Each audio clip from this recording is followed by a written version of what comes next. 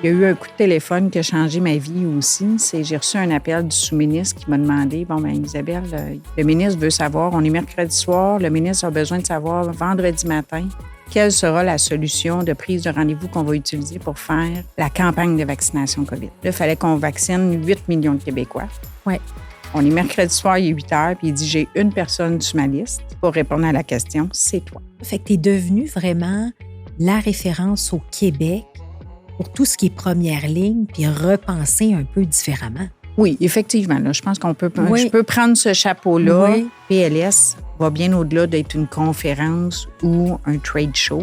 C'est des activités de collaboration, c'est des masterclass, c'est toutes sortes d'activités d'immersion. Puis c'est fascinant de voir l'impact qu'a un événement comme ça, de redonner premièrement une bonne dose de positivisme. Là, parce que la première ligne, elle se fait brasser pas mal. Oui, on entend toujours parler de les urgences sont débordées, il n'y a pas assez de médecins de famille pour prendre en charge la population et tout. Bonjour, ici Cléo Maheu. J'ai la chance d'accompagner depuis des années des entrepreneurs dans la croissance de leur entreprise et j'avais vraiment envie de faire briller leur histoire, souvent atypique, en créant le podcast Histoire d'hypercroissance.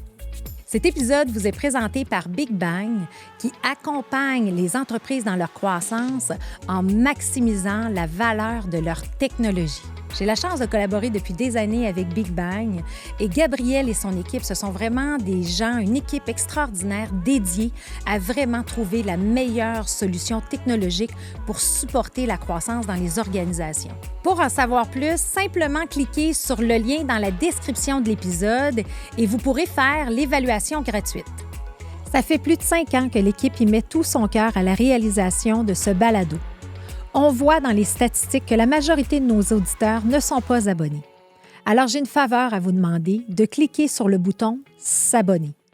Ça aide le podcast plus que vous le pensez.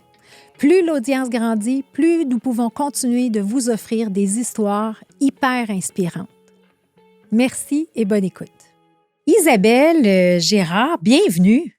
Merci beaucoup de l'invitation, Cléo.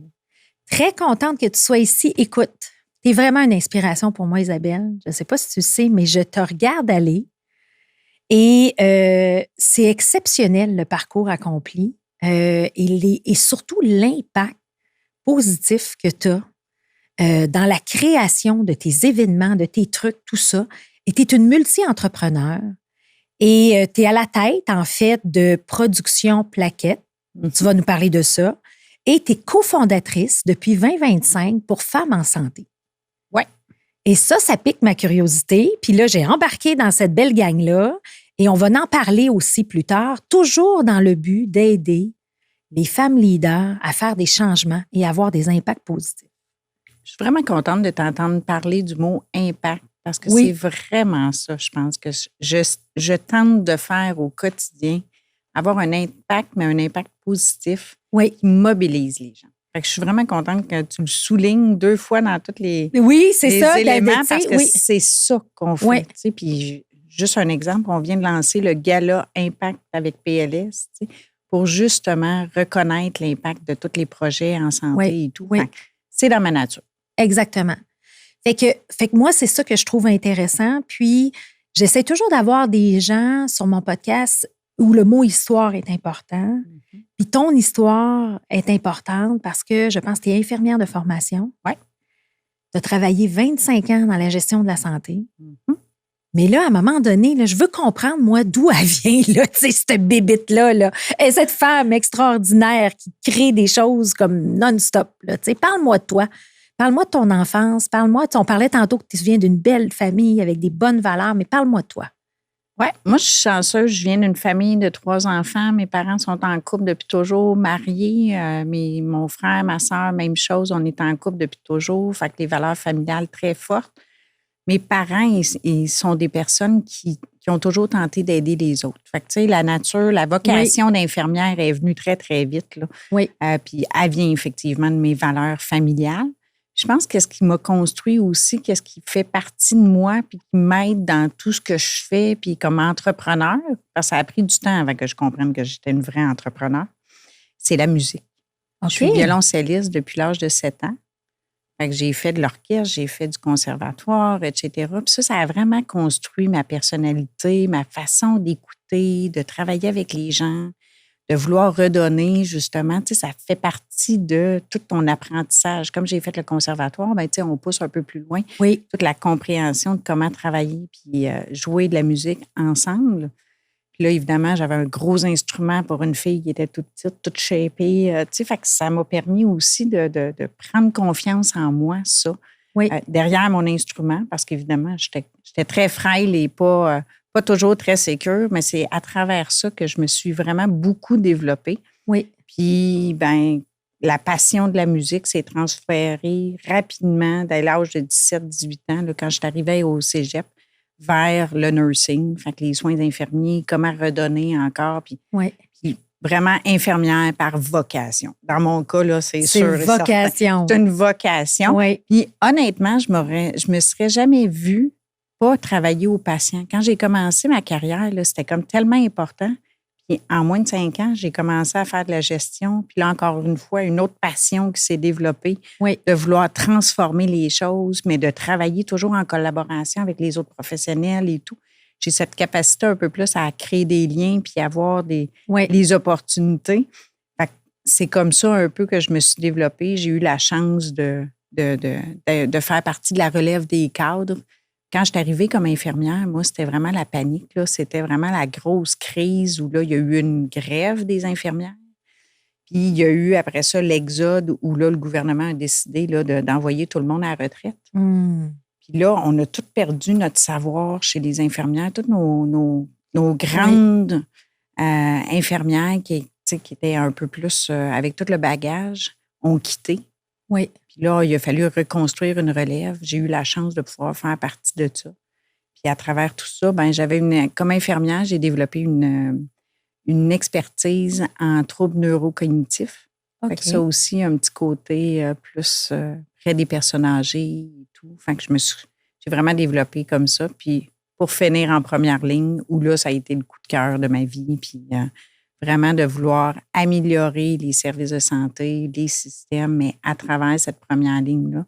Les hôpitaux, c'est le fun, mais il y a beaucoup, beaucoup de soutien. Il y a beaucoup de professionnels. La première ligne est souvent, elle, laissée un peu de côté, alors que c'est la porte d'accès. Exact. C'est là que ça débute, là. C'est là qu'on devrait le plus investir. Puis même si on finit à l'hôpital, ça commence en première ligne, puis ça revient toujours à la première ligne. Oui. Tu vas aller consulter un médecin spécialiste, tu vas revenir vers ton médecin de famille, ton équipe de première ligne, etc., ton pharmacien, tu sais, toute cette équipe-là.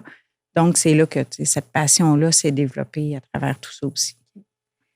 Puis, quand tu as commencé comme infirmière, il y avait, comme tu disais, il y avait le volet vocation. Mm-hmm. Mais tu sais, aujourd'hui, tu es à la tête de multi-entreprises, tu es en innovation, en création. Avais-tu cet objectif-là toujours en tête de créer, co-créer, ou ça s'est fait comme au fil du temps? J'ai toujours été une fille de projet. OK. Mais ça a pris du temps avant que je le comprenne d'un point de vue plus d'entrepreneur ou de profil d'affaires. Oui. Professionnel, tu sais, je continuais, mais malheureusement ou heureusement, je pourrais dire, j'ai vécu plusieurs échecs, effectivement, comme employée. Parce que je me mettais dans des situations où je lançais des projets. Oui. Fait que quand j'étais dans cette période-là, j'étais la meilleure. Là, je performais super bien. Mais après ça, pour tomber un peu plus au niveau des opérations, c'est là que je m'enlise. Honnêtement, je ne suis pas une fille d'opération. C'est vraiment pas. Je suis vraiment une fille de projet, de développement, de stratégie. Oui. Mais ça a pris du temps parce que je n'avais pas d'entrepreneur, moi, dans ma famille. Tu sais, mon père a travaillé pendant 32 ans pour la STM. Mon père a été même président de syndicat. Tu sais, fait que c'est tout un environnement différent. J'ai jamais eu la chance de côtoyer beaucoup les entrepreneurs. Fait que ça a pris du temps avant de comprendre que, je me mettais pas sur la bonne chaise. Oui. Il fallait que je me mette sur une chaise où je pouvais faire du développement, mais pas tomber dans les opérations. Fait que souvent, au bout de 15-18 mois, moi, j'ai fait le tour. Là, j'ai besoin d'apprendre. Je carbure à l'apprentissage. Moi, j'aime apprendre des gens, j'aime apprendre des nouvelles connaissances, des nouvelles choses. Fait que c'est sûr et certain que ça a créé. Fait que j'ai vécu plusieurs échecs où j'ai perdu mon emploi pour toutes sortes de considérations jusqu'au jour où j'ai comme fait, OK, je pense que là, faut que je m'en aille comme en développement. Oui. Je vais partir comme consultante. Mais j'ai toujours pensé que je partais comme consultante à mon compte. OK. pour améliorer mon sort. Oui. Tu sais, pour dire, ben là, regarde, je vais me mettre sur la bonne chaise, je vais pouvoir faire du développement, puis je vais être mon propre patron. Je vais être pas mal plus heureuse. Ça, c'est-tu après tes 25 ans de gestion? C'est comme ça. Ben, ça a fait partie, ça. Ouais. On parle de 2012 à ce moment-là. Ça, c'est OK. mon dernier emploi comme employé. Là. Oui. Puis OK. en 2014, c'est là que j'ai fait, OK, je me pars comme consultante à mon compte, travailleur autonome. Consultante au niveau de la première ligne. On va faire pas ça. Compliqué. Lifestyle business, je vais gérer. Exact. Je venais de partir une clinique médicale. Oui. C'était ma seule expérience réelle en première ligne, mais ça a été un coup de cœur. Puis j'ai eu la chance d'avoir un super mentor, un docteur Daher, qui lui arrivait de la Gaspésie, puis qui était vraiment un visionnaire comme médecin au niveau de l'organisation des services. Fait qu'il m'a transféré beaucoup de connaissances là-dessus. Puis là, après ça, je suis partie. Je suis partie à mon compte. Puis sans le savoir, ben, j'ai développé Plaquette Services Cliniques, qui est la première entreprise qui était vraiment une firme conseil qui se développait puis organisait les services de première ligne. Fait que j'aidais beaucoup les médecins à développer des nouveaux modèles de cliniques médicales. OK. Ça a commencé comme ça. Oui. Puis là, à travers tout ça, ben, tu sais, je suis une geek de la technologie. Oui. Fait que là, santé numérique, là, j'ai vraiment développé toute mon expertise parce que la première ligne se développe beaucoup plus vite au niveau informatique que le reste des hôpitaux, que le reste du réseau. Fait que ça, on est constamment immergé dans l'innovation. Fait que là, moi, je tripais, là, c'est des nouvelles compétences, des nouvelles connaissances, rencontrer des gens, découvrir des nouvelles façons de faire, pouvoir utiliser cette innovation-là pour aider le travail des autres et tout. Fait que là, écoute, ça a été encore une fois une passion. Puis j'ai eu le plaisir, juste pendant la pandémie, il y a eu un coup de téléphone qui a changé ma vie aussi. J'ai reçu un appel du sous-ministre qui m'a demandé, bon, bien, Isabelle, le ministre veut savoir, on est mercredi soir, le ministre a besoin de savoir vendredi matin quelle sera la solution de prise de rendez-vous qu'on va utiliser pour faire la campagne de vaccination COVID. Là, il fallait qu'on vaccine 8 millions de Québécois. Oui.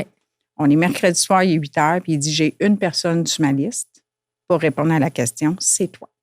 OK. OK. Tu me donnes-tu une couple de minutes? Tu sais, fait que là, j'avais fait un rapport pour le ministère sur les différentes solutions de prise de rendez-vous en ligne. Il n'y avait pas beaucoup de monde qui était capable de comparer ça. Fait que j'avais effectivement cette expertise-là. Fait que j'ai réfléchi, j'ai pris le téléphone, j'ai appelé Stéphane Lajoie de Clic Santé. J'ai dit, là, je pense que c'est maintenant que ça se passe. Tu penses-tu que ta plateforme est capable de supporter 8 millions de Québécois rapidement? Parce que là, si on embarque dans l'avion, on embarque ensemble. T'sais. Fait que, il m'a confirmé, il dit oui. Fait qu'on a lancé la machine. Puis effectivement, j'ai géré la campagne de vaccination d'un point de vue technologique. OK. Fait que c'est moi qui ai recommandé Clic Santé. Okay. La solution qu'on a utilisée. Je savais pas ça. Oui. Intéressant. Oui, c'est quelque chose que, effectivement. C'est une belle réalisation. Comme tu parles d'impact positif, là, tu sais, puis de contribuer avec tes compétences, c'est comme. Exact. Mais j'aimerais ça parce que tu as passé vite un peu sur le partir du moment où tu as accompagné les gens de première ligne. Fait que là, peux-tu juste nous réexpliquer première ligne, c'est quoi? OK? Ouais. Juste parce que, tu sais, ça va vite. Puis toi, dans ta tête, tu connais tout ça, puis c'est bien simple. Mais je me mets pour des gens. Fait que, tu sais, nous réexpliquer c'est quoi première ligne et des exemples où tu as aidé des cliniques médicales, des exemples concrets, juste pour qu'on comprenne bien. Super. La première ligne, c'est très simple, c'est la porte d'entrée du réseau de la santé. Oui. OK? Fait que quel que soit, là, c'est vraiment au niveau de la communauté, comment je fais pour accéder à mon système. Fait que c'est autant les cliniques médicales, les pharmacies, le préhospitalier, les ambulances, la réadaptation. Tu vas voir ton physiothérapeute, lui aussi, etc. Donc, c'est vraiment tous les services au niveau de la communauté qui permettent de rentrer dans le système. Fait que le patient à son domicile jusqu'à la porte d'entrée qui est l'urgence. OK. Moi, habituellement, là, un coup qui est hospitalisé, ça, on tombe souvent dans la deuxième ligne. Donc là, c'est moins mon champ d'expertise. D'accord. C'est vraiment de ce côté-là.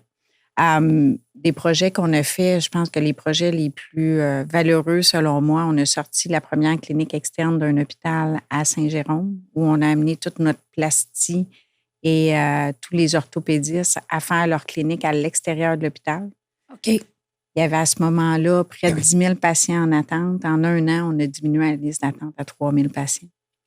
Juste parce que tu es dans un nouvel environnement beaucoup plus agile, plus de technologie, etc. Fait que ça, c'est un exemple qu'on a fait qui a amené après ça à construire un bloc opératoire qui permet de dégager l'hôpital aussi, d'envoyer ça à l'externe pour venir supporter le réseau, toujours en collaboration, par exemple, avec le réseau. Ce n'est pas des services privés, là.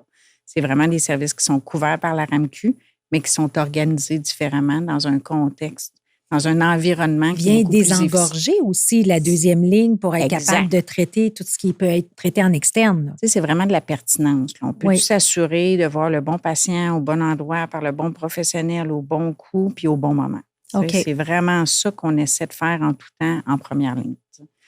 Mais l'autre projet aussi, c'est Dr. Sacha Dubrovski, qui est un incroyable visionnaire lui aussi, qui est venu me voir, qui est un urgentologue pédiatrique, qui travaille à ce moment-là au Children à temps plein, qui me dit, moi, je veux révolutionner le concept de l'accès pour les enfants en urgence.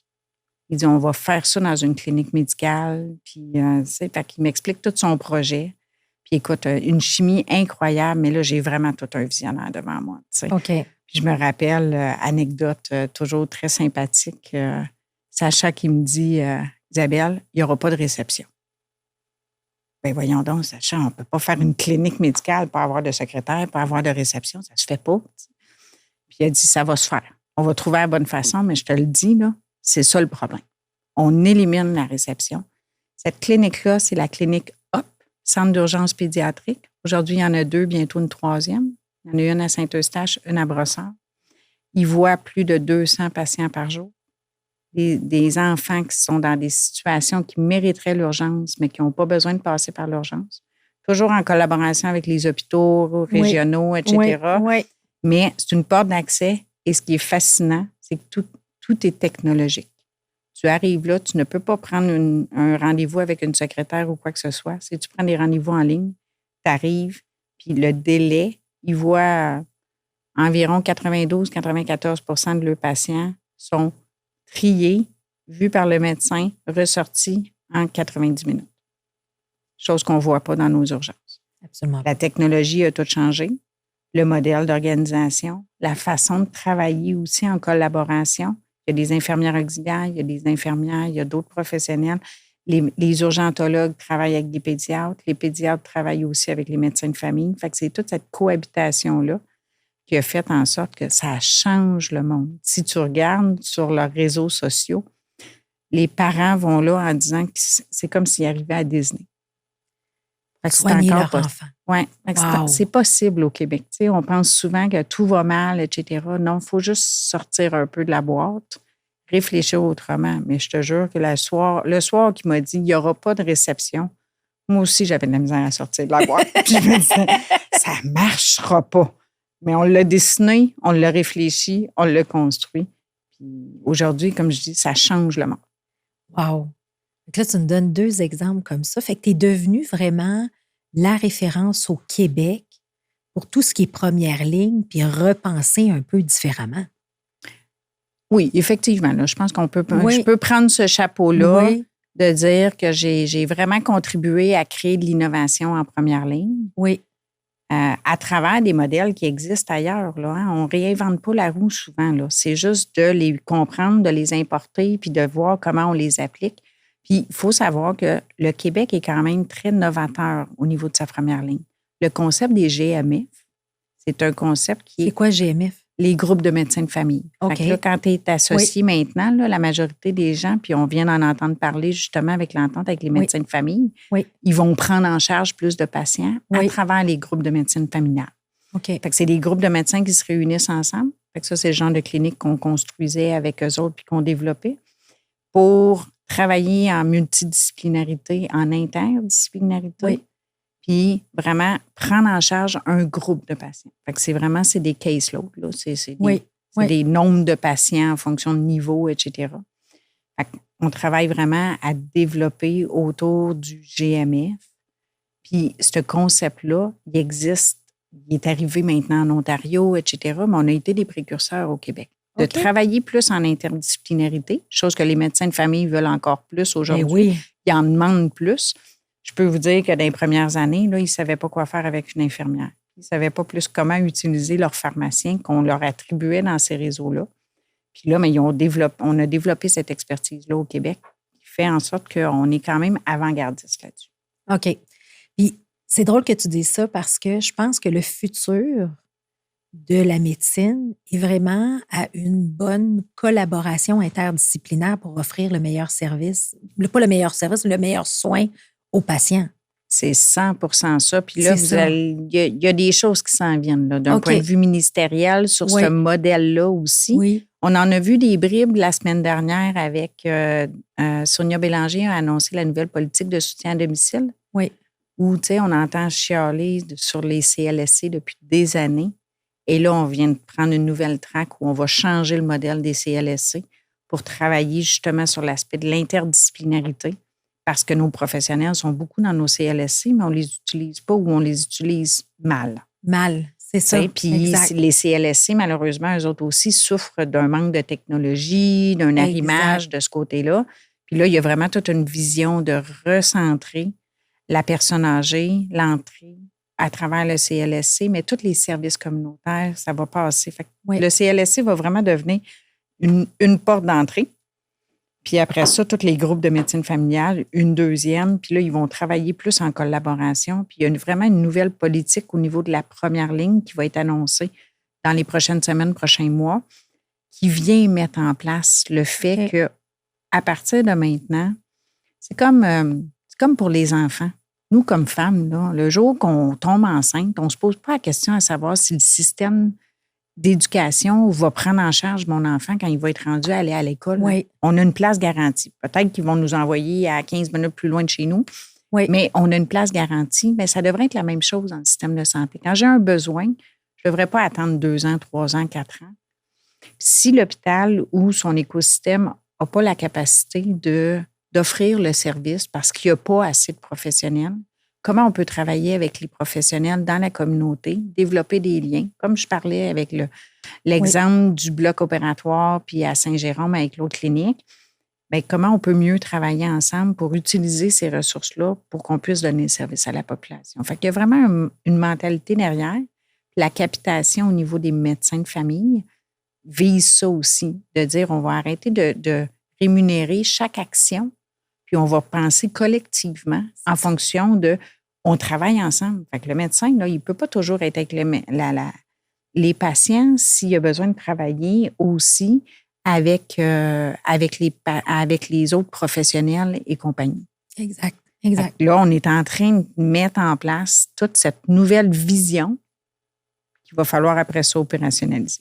Opérationnel, c'est là que tu vas embarquer probablement avec les technologies puis aider les gens dans cette transformation. C'est sûr qu'aujourd'hui, je n'agis plus comme consultante, mais à travers Première ligne en santé, PLS, l'événement que j'organise, c'est exactement ça notre mission. C'est d'aider les gens à se rassembler puis à connaître un peu c'est quoi les objectifs puis les solutions qui sont disponibles puis les nouvelles orientations qui s'en viennent pour se préparer, pour mettre en place eux autres, vraiment arriver à bon point en même temps que tout le monde pour mettre en place ces solutions-là puis créer cette transformation qui est nécessaire. Parce que moi, j'ai vécu, tu sais, quand on parle de subir le système de santé, tu sais, je pense à mon père qui est un grand gynécologue. Il y avait tous les cas les plus difficiles au Québec. Fait que là, il y avait sa dame qui arrivait de la Gaspésie, qui a 3 enfants, qui doit opérer. Et là, il sait qu'elle a fait garder ses enfants, puis elle vient à Québec le voir. Mais là, de par un système lourd, on va dire ça comme ça, il arrive à 4 heures, bien là, il n'y a plus d'infirmière, il n'y a plus ci, il n'y a plus ça. Puis là, il dit non, moi, je reste, je l'opère parce qu'elle, il faut qu'elle retourne voir sa famille. Puis il était tellement frustré à la fin de sa carrière, là, tu sais, il dit, tu sais, qu'il abandonnait la chirurgie en étant un chirurgien international, reconnu internationalement, pour faire des recherches, etc. Mais tu sais, il y a comme je l'ai vécu parce que ma sœur, aujourd'hui, elle est médecin, toute ma famille, ils sont tous là-dedans.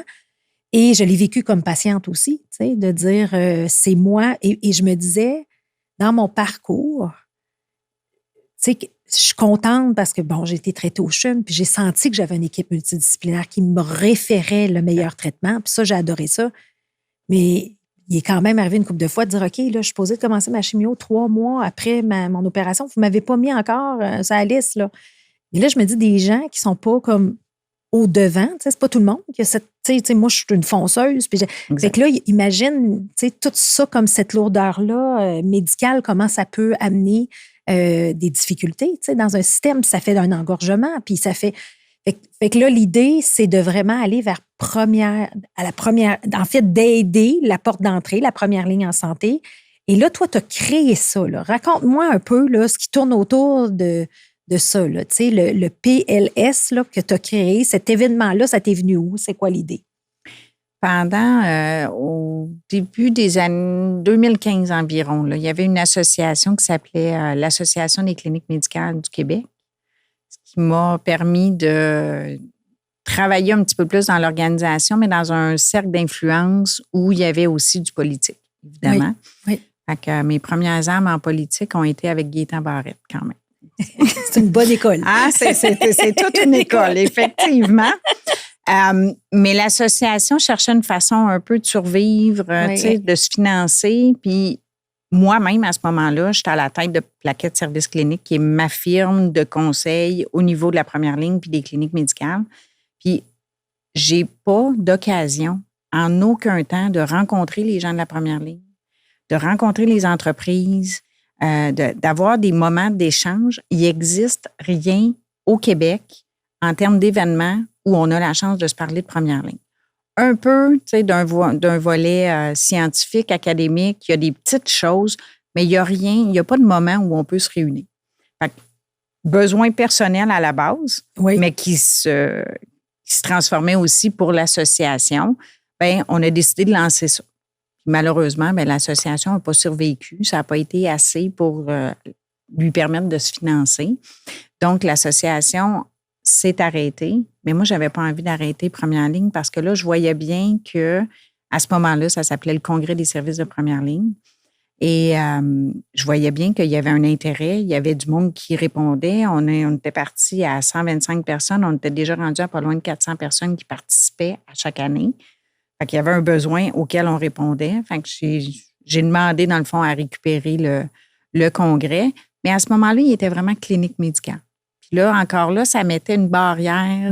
Il y avait, on n'allait pas assez loin pour être capable de, justement, collaborer réinventer l'ensemble. On ne peut pas travailler juste en clinique. Là. Les cliniques travaillent avec les pharmacies, ils travaillent avec la réadaptation, ils travaillent avec les hôpitaux, etc. Fait qu'il fallait l'ouvrir un peu plus. C'est de là qu'est arrivé le changement de nom pour Première ligne en santé. Puis aujourd'hui, un PLS, parce que pour les anglophones, puisque là, maintenant, on a quand même un marché canadien, c'est très difficile de dire Première ligne en santé. Fait qu'on on a décidé. Puis la majorité des grands événements, on se compare quand même à des événements internationaux. C'est souvent des acronymes. Fait que de là, PLS. Mais PLS demeure quand même Première ligne en santé. Parfait. Puis c'est vraiment le plus grand rassemblement. Puis notre objectif, c'est vraiment rassembler les gens pour se permettre de se comprendre, de se parler, de partager l'innovation parce qu'il y en a des solutions. Il y en a de l'innovation. Malheureusement, on n'a jamais le temps d'en parler. On n'a jamais l'occasion de la découvrir, etc. Oui. C'est quelque chose, ça va vite en santé. Là. Puis, tu sais, c'est sérieux, la santé. On prend soin des gens, on prend soin de la vie des gens. Fait que de prendre 2 jours à chaque année là, pour s'arrêter, pour dire, hey, on prend un pas de recul, on est où? On s'en va où? Puis comment on peut faire ça? Puis il y a quoi? Puis la première ligne, évidemment, bien, c'est un mélange. C'est un mélange de politique, c'est un mélange de public, c'est un mélange d'entreprises privées. Puis là, encore une fois, je le rappelle, là, c'est pas du privé, les gens vont payer. C'est les entreprises qui contribuent. Je donne l'exemple, les RPA, aujourd'hui, les ressources pour les personnes âgées, ces résidences-là, c'est des entreprises privées qui les gèrent, mais qui offrent un service qui est public dans la majorité, puis que tu peux avoir quand même tous les services qui vont avec. C'est ça, c'est de l'accès quand même. Fait qu'on a vraiment cet objectif-là, juste de rassembler les gens, les aider à comprendre qu'est-ce qui est en train de se passer pour qu'après ça, eux autres, ils repartent, puis ils se remobilisent. Puis tu sais, c'est rassembler, collaborer ensemble. Fait que PLS va bien au-delà d'être une conférence ou un trade show. C'est des activités de collaboration, c'est des masterclass, c'est toutes sortes d'activités d'immersion où ils vont être appelés à utiliser la technologie. Si tu veux changer de comportement, à un moment donné, il faut que je te permette de l'utiliser, de t'adapter, de le tester pour qu'après ça, il y ait des changements qui puissent s'opérer. Fait que c'est vraiment ça qu'on fait. Fait qu'à chaque année, c'est 250, 300 projets qu'on met de l'avant dans des conférences, dans des activités, dans le trade show avec des hubs, Puis là, on permet aux gens de se parler puis juste de mieux se comprendre. Puis c'est fascinant de voir l'impact qu'a un événement comme ça, de redonner premièrement une bonne dose de positivisme. Là, hein? Parce que la première ligne, elle se fait brasser pas mal. On entend toujours parler de les urgences sont débordées, il n'y a pas assez de médecins de famille pour prendre en charge la population et tout. Alors que, il y a tellement de belles choses qui se passent. Puis c'est ça qu'on essaie de faire rayonner. OK. Puis c'est qui va là? Ah, c'est tout le monde. Aujourd'hui, c'est un incontournable. C'est un incontournable. C'est un incontournable. Tu vas avoir des ministres, des sous-ministres, le ministère de la Santé, Santé Québec. Tu vas avoir des professionnels, les professionnels de la santé. C'est principalement les gestionnaires, hein, parce que nous, on parle d'organisation. On n'est pas un congrès pour les médecins parce qu'on aide les médecins à développer leur pratique. Non, c'est vraiment plus l'espèce de le modèle d'affaires, de l'évolution des façons de faire. Comment on va travailler, comment on peut améliorer les trajectoires en travaillant mieux avec la technologie, les autres professionnels, les différentes organisations, etc. Fait qu'on a des entrepreneurs, des gestionnaires, évidemment, tout ce qui s'appelle innovation. Cette année, exemple, on a comme 10 incubateurs, accélérateurs qui se sont associés avec nous pour faire briller les jeunes entreprises émergentes, que j'appelle pas des startups, parce que les startups, malheureusement, il y a une étiquette. Souvent, on pense à un jeune dans le fond de son sous-sol, alors que, tu sais, de l'innovation au Québec, il y en a incroyablement. Il faut qu'on en parle, il faut qu'on les fasse émerger. Puis c'est eux autres qui font vivre la première ligne. Tu sais, Clic Santé, là, avant la pandémie, là, les gens le connaissaient un peu parce qu'on les avait dans les CLSC pour les prises de sang, etc. Aujourd'hui, c'est une entreprise régionale qui a changé le monde. Puis je veux juste dire que le Québec a été le meilleur en termes de gestion de sa campagne de vaccination. OK. Fait que, tu sais, il faut qu'on en parle, puis il faut qu'on en parle plus souvent, pas juste une fois, puis pas juste pendant la pandémie, parce qu'après ça, ils continuent à contribuer aujourd'hui. Puis, tu sais, pendant la période des fêtes, sans Clic Santé, puis sans plein d'autres systèmes comme Navigue, comme le GAP, etc., ben nos urgences auraient été encore bien plus débordées, bien qu'ils l'ont été là, à cause de l'influenza et tout. Mais il y a tellement, c'est ça, de belles choses. Ce que tu es en train de nous dire, c'est qu'il y en a des beaux progrès, il y a des belles possibilités. Et c'est toi qui est derrière ce rassemblement-là, justement pour mettre les bons acteurs de changement ensemble, pour faire une différence, puis on revient à l'impact positif que tu vas avoir, justement. Mais ça ne doit pas être facile de combiner la politique, les professionnels. Tu sais, je veux dire, c'est comme pour toi, c'est naturel parce que tu baignes là-dedans depuis 20 ans. Ouais. Mais quand même, tu sais... On pense... Bien, il y a toujours des défis. OK, on va se dire les vraies choses. Mais c'est pas si difficile quand on le fait pour les bonnes raisons. Quand on le fait avec un objectif clair. Tu sais.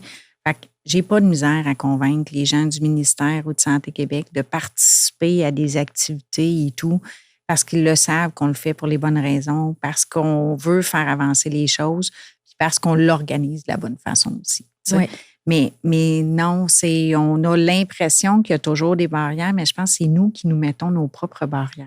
Avant toute chose, on part avec le principe, je pense qu'en santé, c'est encore pire, de c'est pas possible, on peut pas, on n'a pas d'argent, on n'a pas, tu sais, le non ou le mais arrive beaucoup plus rapidement que ouais, mais si on s'assoyait tout le monde ensemble et qu'on essayait de le réfléchir out of the box, là, peut-être avec une perspective différente, c'est peut-être ça que j'arrive à faire peut-être différemment que des autres. Avec main de maître, vraiment. Où j'arrive à le positionner de la bonne façon, malgré les défis. Puis il faut que tu les gères. Puis à un moment donné, c'est pas en parlant pas non plus qu'on avance. Fait que prenons le temps d'en parler, mais faisons-le de la bonne façon. Puis trouver des solutions ensemble. Exact. C'est pour ça que PLS est tellement vu positif que les barrières tombent. C'est fascinant quand on arrive à l'événement. Ah oui. Puis, tu sais, l'année passée, c'est Sylvie Bernier qui est venue pour la première fois, puis elle a dit, écoute, j'étais dans l'escalier mobile, Isabelle, j'ai comme senti une vibe, là. Là, c'était comme, je me faisais happer par du positif. Puis là, c'était comme, hey, let's go, on va avoir du fun ici, là, parce que là, on va avancer ensemble. Tu sais, je l'ai senti en arrivant. C'est vrai que c'est ça. Pourquoi? Je me l'explique pas toujours très bien, moi non plus. Ben, c'est la magie. On peut-tu dire c'est la magie d'Isabelle un peu, puis de tout ce que tu as rêvé de créer, puis ce que tu veux continuer d'amener aussi pour l'avancement. Oui, puis c'est des années de travail. Là. Ben, Je ne suis pas c'est arrivée là non plus en claquant les doigts, puis tout le monde Non. me fait confiance, puis tout va bien. Là. Non, Tu sais, on je le veux voit, dire, on le comprend, ton parcours. C'est pour ça que je suis contente que tu nous en aies parlé. Puis, mais c'est ça, puis je te remercie parce que tu nous fais une petite place aussi pour la Fondation Garde tes cheveux. Bien sûr. Tu sais, C'en est une innovation, c'en est une solution Oui. qui mérite qu'on en parle. Oui. Je ne comprends pas. Puis je vais t'en raconter une un peu drôle, plate. Oui. C'est Daniel Henkel vient de déposer, il y a quelques semaines, un projet de loi pour mettre en place un cadre national sur la santé de la femme partout au Canada. Okay? Avec son nouveau titre de sénatrice, ça a été un dossier. Daniel a eu un cancer du sein. Oui, sa fille aussi. Sa fille a eu un autre cancer au niveau de la santé de la femme aussi, etc. Donc, elle est très sensible à ça. Fait elle avait décidé que ça, c'était un de ses combats. T'sais. Mais tout le monde s'entend qu'on a besoin de ça. C'est un projet de loi qui fait consensus aujourd'hui. Oui. Je veux dire, il y a plus des détails, oui, mais ça fait consensus. On en a entendu parler? La réponse, c'est non. Non. Non, parce qu'il n'y a pas de débat. C'est malheureux, mais malheureusement, aujourd'hui, les médias, je trouve qu'ils jouent mal leur rôle aussi de parler des choses positives. Dès qu'il y a un défi, ils vont en parler, tu sais, puis ils vont souligner ce qui va moins bien. Mais quand c'est le temps de parler, qu'on se rassemble, qu'on est tous alignés sur un besoin, on n'en entend pas parler. Cette semaine, elle présentait officiellement, elle faisait sa lecture justement hier soir au Sénat du projet de loi. C'est la première fois, mais elle en parle depuis novembre, c'est la première fois qu'il y a un article dans un journal qui parle de cette belle avancée-là. C'est malheureux, mais quand on parle de santé, on ne fait ressortir que le négatif. Tu as raison. Puis il y en a du positif. Oui. Là-dessus, je souligne quand même aussi que Santé Québec, si on regarde aujourd'hui, beaucoup de gens se questionnent, tu sais, est-ce que Santé Québec, c'est la bonne chose, c'est-tu pas la bonne chose? Mais moi, je souligne aujourd'hui que cet organisme-là, aujourd'hui, souligne le positif qui se fait dans son réseau. Aujourd'hui, ils mettent de l'avant des projets, des innovations, des gens qui portent des changements importants qui contribuent tellement significativement au réseau. C'est ça qui est plate. C'est pour ça que PLS existe. PLS existe. Parce qu'on n'en a jamais d'occasion de dire « Hey, attends une minute, oui, il y a des défis, mais il y a plein de solutions. Puis il y a plein de gens qui travaillent au quotidien à développer ces solutions-là, puis on ne les remercie pas. On ne souligne pas. Il n'y a pas de prix. T'sais, moi, j'ai lancé les prix PLS l'année passée. La liste, ça résout des problèmes. On résout un problème, puis il y a consensus. Pourquoi on en parlerait? Oui. S'il y a un débat, les journalistes sont toujours très heureux d'en parler. Oui, tu as raison. On voit un peu, là, en innovation, on en entend parler, mais sinon, tu n'entendras jamais parler. Tu ne verras pas la une du Journal de Montréal qui va dire écoute, amélioration de 15 d'accès en santé mentale depuis l'arrivée de Santé Québec. T'sais. Non. Tu ne verras pas. T'sais. C'est tellement vrai ce que tu amènes. Mais c'est pour ça que, ma mission, ce que je me suis donné comme mission dans la vie, c'est ça. C'est juste. Oui. Je réinvente pas la roue, là, Cléo. Je prends ce que les autres font, puis je fais juste en parler. Oui. C'est ça qui est dommage. On n'a jamais ces occasions-là. Fait que oui, je suis fière de pouvoir contribuer à ça, puis d'aider la Fondation Garde tes cheveux, puis d'en aider plein d'autres à juste mieux faire connaître. Parce que là, si on parle de la prochaine tribune, justement, c'est le 9 et 10 avril. Oui. OK. Et on va mettre les informations au bas de notre épisode, OK, dans les notes de l'épisode pour faire justement, vous avez goût de positivisme au printemps, venez! C'est la place. C'est la place pour comprendre comment ça fonctionne. Puis, y a-t-il quelque chose de plus important que la santé dans la vie d'un humain? Bien, c'est la base de tout le monde. C'est la base. C'est la base. Puis exact. Avant aussi d'être un professionnel ou un gestionnaire du réseau de la santé, on est tous patients, on est tous proches aidants. Oui. On est tous... un jour ou l'autre, on va tous avoir besoin de notre système de santé. Exact. Fait que, oui, de le penser comme gestionnaire, c'est ça que j'aime, moi, de sortir les gens de leur zone de confort un peu, c'est de dire, OK, mais attends, là, je comprends que dans ton quotidien, tu essaies de gérer un programme, etc. Mais quand ça t'arrive à toi, tu le sais-tu? Tu l'utilises-tu? Tu le fais-tu toi-même? Là? Quand on parle de prévention, toi, comme professionnel, à quel point tu as intégré la prévention dans ton parcours personnel? Si tu ne le fais pas personnellement, ça va être difficile après ça de le déployer puis de le pousser pour les autres, que ce soit tes employés ou pour la population. Commençons par nous regarder aussi, nous, comment on réagit à travers ce réseau de la santé-là. Qu'est-ce qu'on utilise? Il y a tellement de choses qu'on peut faire. Tellement. Puis ça n'a pas besoin d'être compliqué, puis on n'a pas besoin de toujours d'argent, là. Je le répète. Exact. C'est drôle que tu amènes ça parce que dans mon souci un peu, puis je regarde tous mes collègues là, de garde tes cheveux, là, on est tous passionnés par les dernières tendances, les nouvelles affaires, puis qu'est-ce qui se passe. Puis en ayant passé à travers le cancer, et le super livre de Sophie Reiss, là, un cancer en cadeau, là, où tu as des thérapies complémentaires. J'étais justement au congrès de la santé intégrative et tout. Et moi, ça m'a passionné ce côté-là de dire, et c'est Peter Diamandis, là, tu connais Peter Diamandis, qui lui est vraiment dans l'innovation de la santé, etc., avec Fountain Life et tout, et qui dit, dans le fond, il dit, aujourd'hui, on est très bon dans le sick care, mais on n'est pas bon dans le health care. C'est pas un health care qu'on a, c'est un sick care. Fait que si tu es malade, vraiment ici au Québec, tu vas avoir des soins extraordinaires. Un coup que tu rentres dans le système, t'es correct. Il n'y a pas d'enjeu, c'est l'entrée. L'entrée et la prévention aussi qui vient avec ça. Et ça m'amène à parler de quelque chose que j'ai jamais dit, mais qui est nouveau, puis je commence justement bientôt, c'est que dans mon rôle de coach, j'ai vois les entrepreneurs qui se brûlent pour avoir un impact positif, puis croire. Puis là, ça m'a donné, il y a des décisions difficiles. Oui, mais je fais vivre 300 familles, puis ça fait des années, ça fait 20 ans que je fais ça. Là, puis tu vas avoir... Mais je vois des fois l'entrepreneur qui se néglige. C'est ça. Qui n'est pas en prévention, qui n'est pas en train de prendre soin de lui. Puis moi, je le dis, puis j'ai de la misère. Là. Je l'apprends là, à réduire la cadence. On les femmes, je pense qu'on est pire en plus. On est pire parce qu'on est dans une intensité. On parlait sûrement de notre TDAH non diagnostiqué. Exact. On est pire que pire. Et, mais là, ce que j'arrive, c'est que j'ai été, en tout cas, je me fais suivre au Ultra Wellness Center, le centre de Mark Hyman. C'était comme une sécurité pour moi de dire, j'écoutais tous ces podcasts, tout ça, j'ai dit, je vais m'en aller là, c'est une semaine avec ma mère, des vacances, et je me fais faire de l'injection IV, des traitements, là, vraiment complémentaires, qui sont complémentaires pour être sûr que ma rémission soit la meilleure. 100%. Okay? Et là, je me suis mis à creuser. Et là, j'ai découvert que l'approche, justement, de Functional Medicine, c'est de dire, pourquoi qu'on n'aurait pas des coachs en santé? Mm-hmm. Et c'est un peu l'approche aux États-Unis, quand tu parles de première ligne, c'est un peu ça la vision de Mark Hyman, de dire, regarde, au-delà des infirmières décider ça, aujourd'hui, quand on change réellement nos comportements, moi, quand je m'entraîne au gym puis je me dépasse, j'ai un coach qui me dit quoi faire. Mm-hmm. OK? Moi, ça fait 20 ans que je coach, puis je coach les entrepreneurs. Mais là, je suis tout en train de penser au futur de ça puis de dire, il faut avoir des coachs qui interviennent auprès des gens de manière holistique. 100%. Le futur est là. Il faut arrêter de traiter la maladie. Exact. On peut réduire la maladie, mais il faut arrêter de juste faire du traitement de maladie. Du traitement. Faire de la prévention.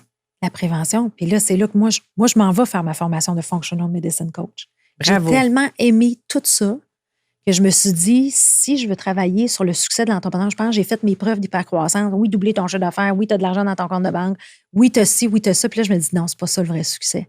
C'est que l'entrepreneur, en bout de ligne, oui, il a un succès professionnel, mais il est au top de sa santé. Exact. Puis il est capable de prendre ces sous-là puis d'aider d'autres mondes. Mais pour ça, il faut qu'il prenne soin de lui. Puis c'est là que moi, je me dis, ma transition de coach, c'est clair qu'elle s'en va là-dedans. Ça s'appelle de l'investissement. Oui. C'est pas une dépense, etc. Puis c'est là que c'est un paradoxe difficile là, en santé. Oui. Parce que quand tu dis prévention, tu n'auras pas des résultats à court terme. Non. Hein? Exact. C'est un investissement que tu fais pour le futur. Mais en même temps aussi, c'est une mentalité qu'on a de faut pas voir comment ça coûte, c'est comment ça rapporte. Exact. Sur le long terme. 100%. Les bénéfices. Exact. C'est toujours le bénéfice. C'est ça qui est difficile. Oui. Dans un modèle, si on regarde l'historique du réseau de la santé au Québec, c'est un modèle qui a été développé avec la RAMQ, qui était très hospitalo-centrique. Oui. Mais là, la prévention, c'est pas de l'hospitalocentrisme l'hospitalo-centrisme, c'est quand on est dans le traitement de la maladie. Oui. Mais là, il faut investir avant. Le futur est là. Exact. Tu sais, moi, c'est pour ça que ça fait des années que j'ai compris que la première ligne, c'est l'avenir. L'avenir est là. Puis c'est là qu'il faut qu'on travaille parce que c'est là qu'on a une empreinte. Puis l'autre chose aussi que j'aurais tendance à dire, c'est dans la culture québécoise, canadienne, on a de la difficulté à bien comprendre aussi le rôle du citoyen partenaire dans tout ça. On essaie de décider comment on va gérer notre système de santé avec très peu de contribution des citoyens puis des patients partenaires. Puis ça, c'est quelque chose qui est en train de commencer à arriver. On entend parler de vieillir avec les villes pour les aînés, tu sais, comme vieillir ensemble, les aires ouvertes pour les jeunes, etc. Fait qu'on commence, là, mais c'est encore très peu, puis c'est rare qu'on donne la voix à la population de donner son opinion. Oui. De s'investir dans c'est quoi qu'on veut comme système de santé. Oui. Qu'est-ce qu'on est prêt? Puis là, tu sais, avec toutes les nouvelles molécules, avec toute la... Tu sais, on est chanceux au Québec, là. On est la province qui a le plus haut taux d'espérance de vie. Ah oui? Oui, mais on vit plus longtemps, plus malade. Ah, c'est ça. Dans quelles conditions? Fait qu'on vit plus longtemps, on est bon, là. Comme tu dis, quand on rentre dans le système de santé, on est excellent, là. Mais on pourrait-tu vivre un peu plus en santé? Si tu regardes tous les pays de l'OCDE ou si tu regardes, tu sais, en Finlande, tu sais, tous les pays. Oui. Pays-Bas, les blue etc. zones, juste les blue zones, là, Ben oui, tout à fait. Mais tu sais, le citoyen prend beaucoup, beaucoup de place là-dedans. C'est ça, là, le plus gros défi qu'on a, c'est porter notre voix individuellement, collectivement, pour influencer ce réseau de santé-là. Fait que, tu sais, c'est tellement magique ce que tu fais. C'est justement, puis là, tu me parlais juste avant que tu avais comme 86 partenaires, tant de conférences. C'est extraordinaire tout ce que tu es capable de faire en 2 jours, là. Ah, mais c'est... Moi, j'en dis à chaque année, écoute, c'est fascinant à quel point il y en a.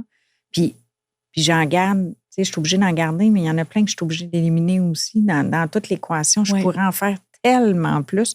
On pourrait meubler une semaine complète juste à parler d'innovation, de solutions puis d'optimisation des trajectoires. Fait que les gens en veulent, mais ce changement de culture, il est en train d'arriver, là, de dire, attends, on va investir pour transformer, mais avec les gens, ensemble. Le ensemble, il est tellement important. Oui. C'est lui qui fait toute la différence.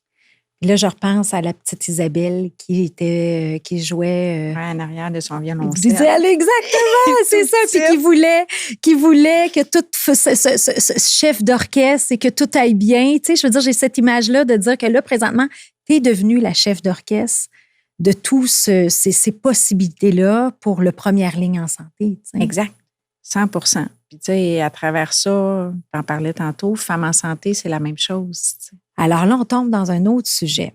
Fait que là, tu n'avais pas assez de projets. Hein? On comprend. Là, fallait qu'il y ait d'autres choses qui se passent. Là, à un moment donné, c'est beau, la première ligne. Des nouveaux projets, là. Exact. Des projets. Donc, tu es cofondatrice de Femmes en santé qui a débuté en 2025. Explique-nous, c'est quoi exactement? Quelle est l'intention derrière ça? Oui. Femmes en santé, c'est pas que je me cherchais un projet, c'est qu'on m'approchait, tu sais, beaucoup de jeunes. Moi, je fais beaucoup de coaching aussi, comme toi, puis de mentorat. Puis beaucoup de jeunes, puis moi-même, je l'ai vécu là, comme entrepreneur. Quand je suis arrivée, là, j'étais une fille d'un monde d'hommes. Oui. Parce que le médical, tu sais, c'est encore beaucoup... fais juste penser au ministre de la Santé, là. C'est quasiment toutes des hommes. Oui. Les femmes, il y en a eu 2, Pauline Marois et Danielle Mécan. On a aujourd'hui Sonia Bélanger. Oui. Mais sinon, ce sont tous des hommes. Donc, il y avait comme un besoin. Puis, une des choses, moi, qui me surprenait quand même toujours, c'est de voir que dès qu'on parle de santé de la femme, ça prend une personnalité connue pour en parler puis faire avancer les choses. Pourquoi nous, femmes de la santé, on ne prend pas plus de place? Puis à travers PLS, je me ramasse souvent encore aujourd'hui dans des situations où j'essaie de développer des panels, puis j'ai des panels presque exclusivement d'hommes. En pharmacie, exemple, tous les chefs ou tous les hauts dirigeants des différentes associations, c'est tous des hommes. Fait que si je veux faire un panel avec l'Ordre des pharmaciens, l'OQPP, c'est tous des hommes. Là, je suis comme, c'est pas normal. Là. Les femmes, on doit prendre plus notre place. C'est pas qu'il n'y en a pas, mais ils ont peur de monter sur scène. Ils ont peur de s'affirmer devant les autres, de devenir la vraie voix. Tu sais, on a vu Véronique Cloutier qui a pris la place pour la ménopause, Julie Snyder en infertilité. Dernièrement, c'était Catherine Fournier avec le cancer du col de l'utérus. Tu sais. Mais pourquoi nous, les femmes du secteur de la santé, c'est pas nous les vrais porte-parole? Parce que c'est nous qui sommes dedans au quotidien. Puis je trouve qu'on doit prendre cette place-là, cette voix-là. Fait que derrière Femmes en santé, c'est ça. C'est d'être un catalyseur, c'est d'être une communauté où les femmes du secteur de la santé peuvent se réunir, peuvent échanger, peuvent s'aider dans leur business aussi. Tu sais, comme on travaille plus fort que les autres là, quand on arrive en entrepreneuriat dans notre domaine. Fait que comment on peut devenir vraiment une communauté où on se pousse mutuellement, on s'aide par des connaissances, de l'expertise, tu sais, un réseau et tout. Puis derrière, on veut que ces femmes-là aussi deviennent des vrais porte-parole pour la santé de la femme, pour faire avancer la cause, parce qu'on en est toutes. Premièrement, comme je dis, avant d'être des professionnels, on est des femmes.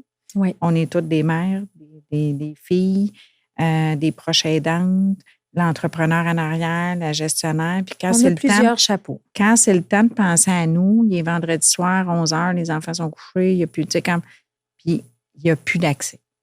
Okay? Il n'y a plus d'accès à l'information, il n'y a plus d'accès à, aux services de santé. Là, c'est là que tu fais comme, ça fait 3 ans, je n'ai pas eu de pap test. Parce que là, tu viens d'entendre Catherine Fournier qui vient d'en parler à la radio ou aux nouvelles. Là, tu fais comme, comment je fais pour m'occuper de moi? Je n'ai pas de médecin de famille, je n'ai pas ci. Fait qu'on a cette volonté quand même derrière. Fait que ce n'est pas juste la santé de la femme, mais il faut que les femmes du secteur de la santé soient des vrais porte-parole pour la santé de la femme à travers notre expérience, mais notre vécu aussi. Oui. Puis c'est tellement important. Puis je regardais justement, moi, il y a des mots qui sont vraiment venus me chercher, en fait, là, c'est clarifier, comprendre, s'affirmer. Mm-hmm. Puis c'est vrai ce que tu dis. Tu sais, moi, je le vois, des femmes leaders, ils vont avoir les multi-chapeaux, la charge mentale est complètement élevée et on manque de soutien. Puis c'est quoi le premier signe de longévité? Là? Tout ce qui sort partout dans les études, c'est la connexion. Exact. Connexion humaine. Fait que toi, tu le crées avec Femmes en santé. Exactement ça. Puis ça, je suis toujours, tu sais, c'est tout récent. Là. Ça fait pas 1 an que Femmes en santé existe. Oui. La voix de cette communauté-là aujourd'hui et son impact, son influence sur le réseau est exceptionnelle. OK. À tous les jours, je me fais dire, mais c'est fascinant tout ce que vous pouvez faire. On vous voit partout, vous êtes de tous les événements, vous êtes... Pourtant, c'est juste qu'on est un groupe de femmes qui aujourd'hui s'affirmont davantage. Il existait, il n'y avait juste pas la méthode. Comme la tribune ou la le tribune pour être capable justement d'exprimer ça, puis de Oui. supporter, puis d'en parler, puis de le pousser. Oui. Puis effectivement, la connaissance est super importante en arrière. Tu sais, ça roule vite, là, ça va tellement vite. On n'a pas le temps, là, tu l'as dit, là, avec tous nos chapeaux. Comment tu veux que j'aille le temps de regarder tout ce qui se passe en santé puis d'essayer de le comprendre aussi, là, entre le politique, l'industrie, tu sais, comme tout ce qui est en train d'arriver, les nouvelles orientations, la mise en place d'un Santé Québec, là, tu sais, comment on navigue dans tout ça, là. Ben, on se réunit ensemble, on en discute ensemble, puis on s'aide ensemble. On s'aide ensemble, c'est ça. J'aimais vraiment, je les ai écrits parce que je trouvais ça, tu sais, Femmes en santé est là pour créer des liens, multiplier les occasions, tisser un réseau d'influence et propulser sa carrière étant la carrière de leader, de prendre ta place. Exact. Oui. Tu sais, de devenir une gestionnaire, tu ne deviens pas non plus, tu ne passes pas de professionnel à gestionnaire en claquant les doigts. Non. Tu sais, mais il y a comme je dis, il y a beaucoup d'idées, il y a beaucoup d'innovations qui sortent aussi de nos professionnels. Comment on peut les aider à faire ce step-là? Comme j'ai dit, moi, je l'ai perdu. J'ai perdu une couple de jobs là, avant de comprendre, mais je ne l'avais pas, le réseau, pour comprendre où je me situais là-dedans, comment j'allais me développer. Quel est ton rôle, ton meilleur siège? Moi, j'étais une siège. infirmière dans la vie. J'étais une infirmière, puis dans mon rôle d'infirmière, j'étais une gestionnaire. Est-ce que j'étais une entrepreneuse? Bon, d'où que je ne voyais pas ça. Je veux dire, c'était pas clair dans ma tête. T'sais. Puis comme je t'ai dit, quand je l'ai parti, je le partais comme, je pars à mon compte. Je le faisais pour moi. Mais officiellement, c'était, tu sais, comme il y avait un besoin, puis il y a ce mouvement. Tu sais.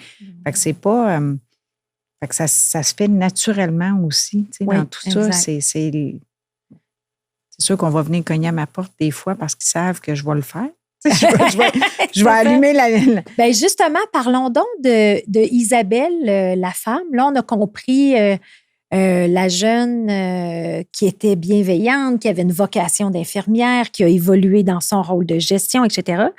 Mais Isabelle, la femme, là, tu disais que tu avais quand même une chance inouïe d'avoir un mari extraordinaire, ton garçon. Fait que parle-nous un peu de cette dynamique-là, justement, en plus, là, tu sais, qui est importante aussi, là. 100%. Mais moi, je suis vraiment, vraiment choyée dans la vie, là, effectivement. Mon conjoint, mes 2 enfants, c'est, tu sais, j'ai 2 gars. Je vis dans un monde d'hommes, en plus, à la maison.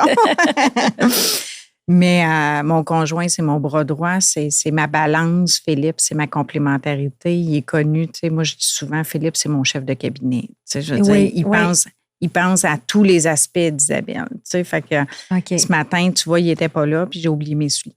Philippe m'aurait pas fait oublier mes souliers. C'est comme des petits détails, mais c'est ça. Tu sais, c'est mon chauffeur, c'est mon conseiller, c'est la personne avec qui je réfléchis. Tu sais, anecdote, moi et Philippe, on a commencé à faire de la créativité puis à voir notre intérêt à organiser des événements en faisant des fêtes d'enfants. Des fêtes pour nos gars où on transformait la maison. C'était complètement fou, là. Puis là, on les amenait dans un autre monde. Jérémy a trippé sur Harry Potter. On t'a changé ça, toi, en Harry Potter, déguisé, toute la patente, la glace sèche, les enfants.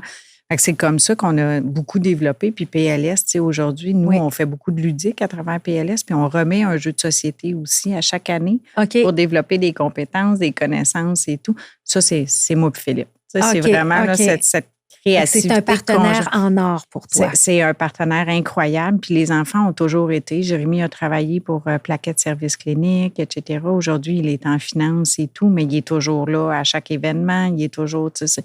lui aussi agit souvent comme conseiller. Puis dernièrement, effectivement, Nicolas a fini son bac. Puis je lui ai lancé la proposition de venir travailler avec moi parce que, tu sais, on se complète super bien. Il y avait tout un profil. Il a fait son bac en administration, mais avec un côté gestion TI. C'est sûr que gérer un événement, c'est beaucoup de TI. Oui. Fait que je suis allée chercher, puis effectivement, on travaille ensemble aujourd'hui. Fait que c'est vraiment une entreprise familiale. C'est génial. J'ai vraiment cette chance-là de développer ça. Ça amène toutes sortes de défis quand même derrière ça. Puis aujourd'hui, je pense même avec la complémentarité, Nicolas, Philippe et moi, parce qu'après ça, on a toutes sortes de monde autour de nous qui nous aident. Là. Mais le noyau, c'est ça. Puis Nicolas a amené une grosse valeur dernièrement, depuis qu'il est arrivé. Parce que lui a sa propre complicité avec son père. Ils se comprennent sur d'autres aspects qui sont moins dans ma nature, puis etc. Fait que, ça amène... Il amène aussi, c'est une génération différente. Il doit amener un vent de changement aussi. Puis, tu sais, mais vous êtes curieux des technologies, mais lui, eux, ils ont son nez dedans. Donc... Il baigne dedans. Oui. Puis tu vois, un des éléments que, oui, très TI, Nico, mais sa force, c'est le service à la clientèle. Il est exceptionnel. Il n'y a pas une journée. On est allé d'un congrès cette semaine, tous les deux, puis tout le monde me parle de Nico, à quel point il est fin, il est adorable, il est sensible aux besoins de l'humain derrière, en arrière. Fait que, tu sais, quand il va voir un partenaire, c'est « Es-tu content de ta journée? » Puis « Oui, je suis super content. » Non, mais si il y avait quelque chose qu'on pouvait améliorer. Non, tout va bien, là, Nico. Non, je veux chercher à m'améliorer. Fait que critique-moi. Il y a vraiment ce côté la vocation de bienveillance, elle s'est transmise de génération en génération. Mais mes enfants, tu vois, sont super proches aussi de leur tante, de leur grand-mère, de leurs grands-parents. Ils vont à chaque semaine manger chez leurs grands-parents. Fait que vraiment, les valeurs familiales, oui, les nôtres, mais mes parents ont joué un grand rôle. La mère puis le conjoint la mère à Philippe, c'est la même chose. On partage toujours ça. On est une famille très, très proche. Fait que ça se construit aussi à travers ça. Mais je ne l'aurais jamais pensé, honnêtement. Non, hein? Non, c'est pas quelque chose que je pensais que je m'en irais. Philippe travaillait chez Ubisoft. Il avait sa carrière à lui dans les jeux vidéo. C'était, comme...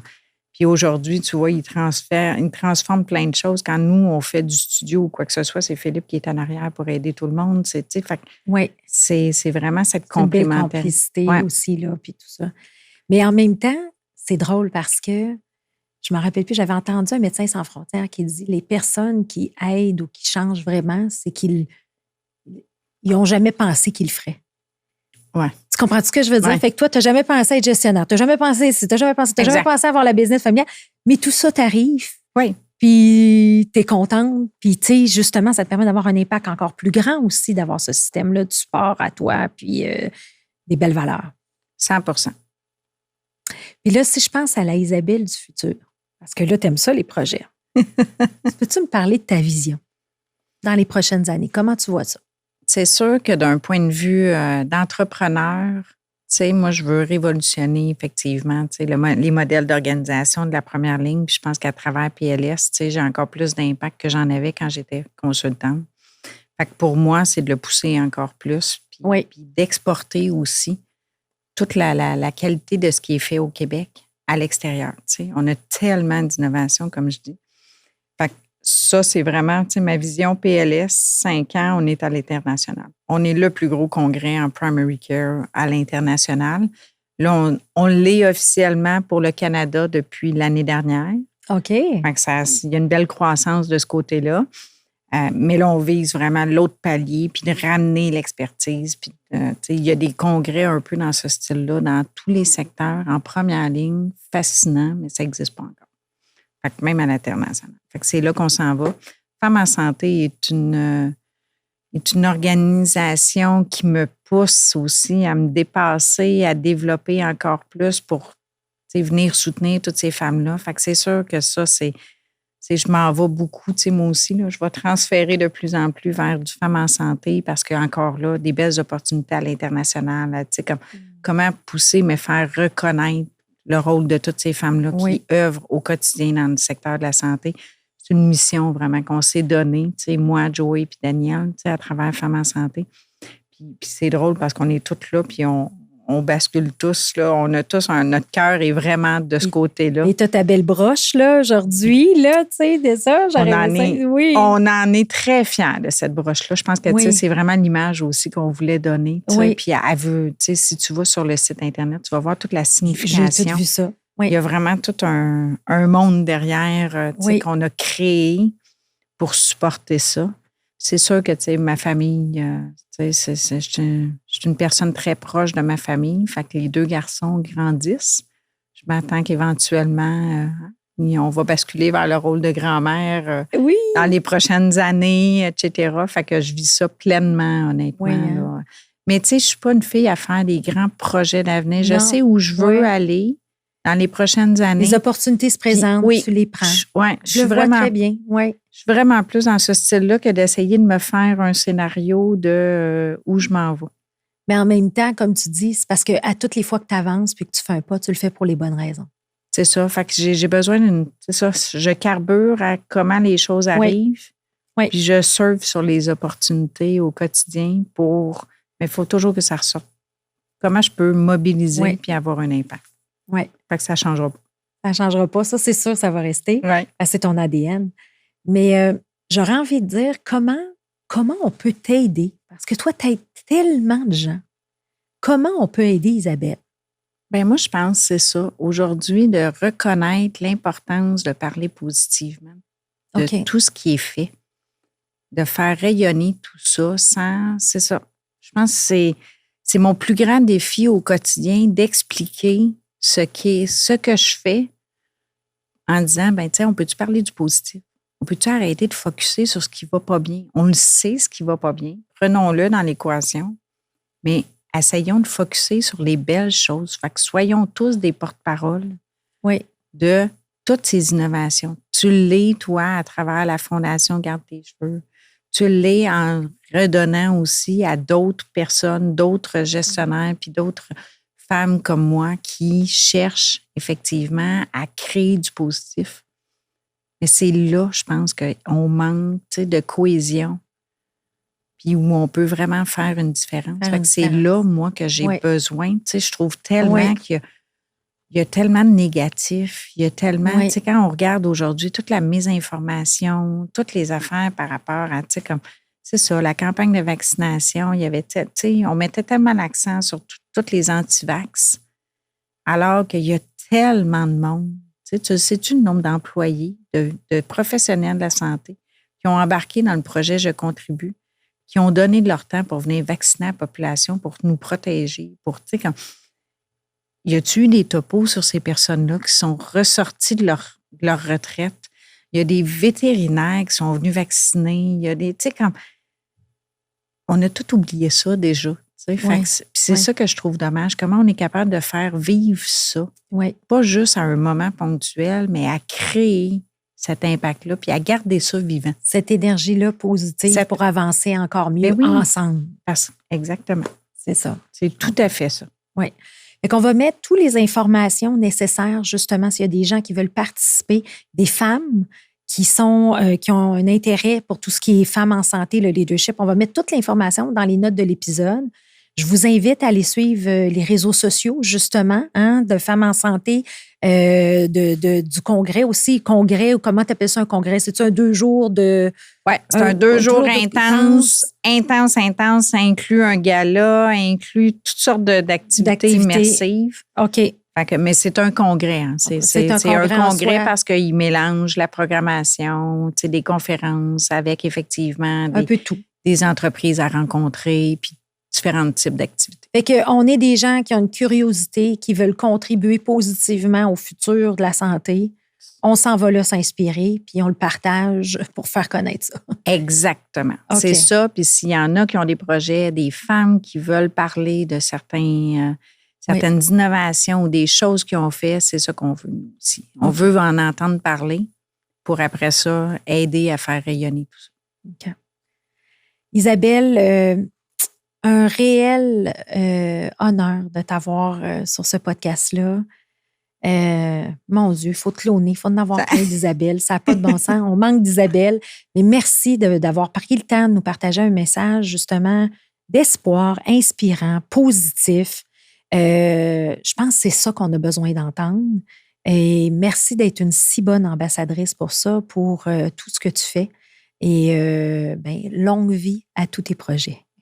Merci, puis merci à toi de nous créer cette belle voix-là aussi, de pouvoir diffuser ces beaux messages. Avec plaisir. Merci. Merci. Un grand merci à Big Bang, qui est partenaire d'Histoire d'hypercroissance.